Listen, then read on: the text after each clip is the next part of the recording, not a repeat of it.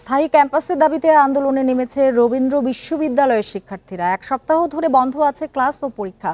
শিক্ষার্থীরা বলছেন, সরকারি বিশ্ববিদ্যালয়ে পড়েও সব সুবিধা থেকে বঞ্চিত তারা।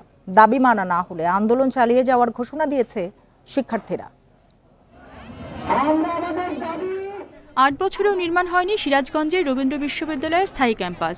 এবার সেই দাবিতে আন্দোলনে নেমেছেন শিক্ষার্থীরা। প্রতিদিনই ২ ঘন্টা মহাসড়ক অবরোধ করে বিক্ষোভ করছেন তারা। এক সপ্তাহের বেশি সময় ধরে বন্ধ ক্লাস পরীক্ষা।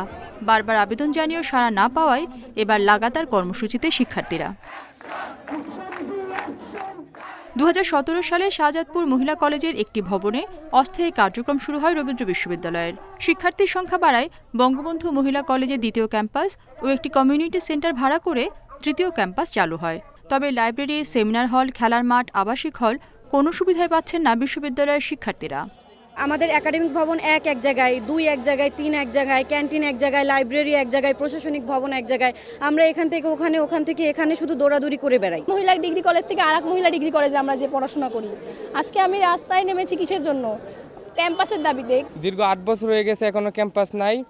এভাবে যদি শিক্ষার্থীরা এখানে পড়ালেখা করে, তারা জীবনে কিছু করতে পারবে না বলে আমি মনে করি।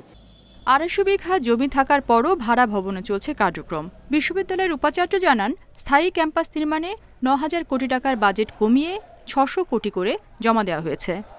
৭ বার তাদের পরামর্শ মতে আমাদের ফান্ড কমাতে 94% কমিয়ে এখন 6% এসে দাঁড়িয়েছে। আমরা এটি এখন শিক্ষা মন্ত্রণালয়ের বিবেচনায় আছে।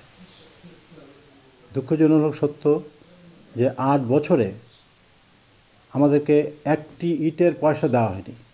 শাহজাদপুরে অবস্থিত এই বিশ্ববিদ্যালয়ে বর্তমানে ১২০০-র বেশি শিক্ষার্থী রয়েছে। Independent news.